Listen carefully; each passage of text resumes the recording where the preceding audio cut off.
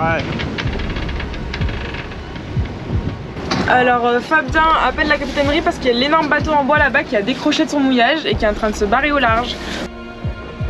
Et on voit que le vent monte, il y a 31, 32, 35 nœuds qui commencent à monter. Et nous on sait pas en fait si dedans les marins ils dorment, s'ils sont partis du bateau.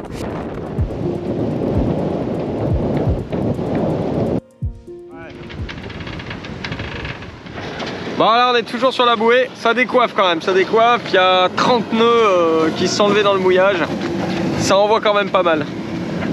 On va voir, pour l'instant ça a l'air de tenir hein. Bon en même temps on est sur une grosse bouée avec des gros cordages, une grosse chaîne au fond, si ça tient pas là, bon, voilà. Après c'est l'inconfort, mais au pire des cas je pense qu'on laissera corail, on ira un peu se promener dans la ville.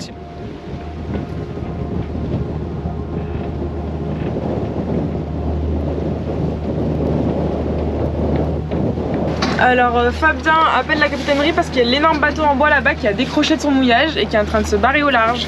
Sauf que malheureusement on croit qu'il n'y a personne dessus.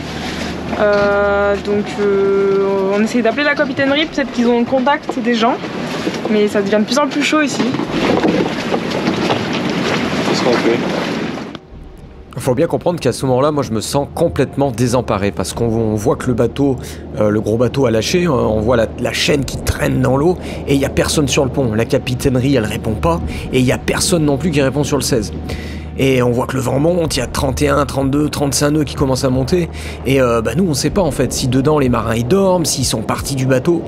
Et heureusement je pense que quand le bateau a commencé à s'éloigner, il y a quelqu'un qui a dû se réveiller. Et heureusement en fait ils ont remonté l'ancre et ils sont venus juste à côté de nous s'abriter. Et voilà, ça y est, c'est avec un petit pincement au cœur qu'on quitte ce merveilleux Stromboli. Avec pas mal de vent, pas mal de houle, on va pouvoir mettre les voiles et tracer vers l'Italie. Allez, voile 1 mise. J'aime bien toujours mettre le géno en premier. Pourquoi je mets le géno en premier?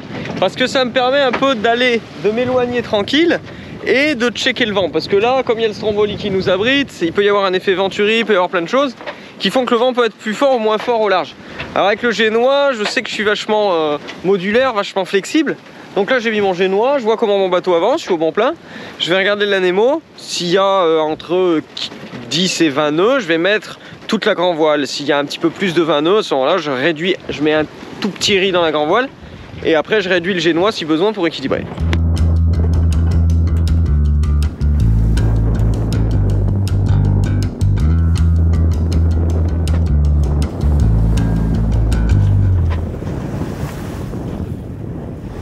Quitter le Stromboli et les îles éoliennes est à la fois le moment le plus difficile du voyage et le plus joyeux. Difficile car on quitte ce pourquoi on a tant navigué, le but que l'on s'était fixé. Mais aussi le moment le plus joyeux car ça y est, on a réussi et on en ramène de merveilleux souvenirs, des images plein la tête et dans les caméras. Mais une autre chose était importante, repartir. Repartir vers la mer, naviguer, sentir le bateau dans son élément qui bouge et qui surfe. Il fallait qu'on redevienne des marins et qu'on laisse derrière nous notre côté terrien.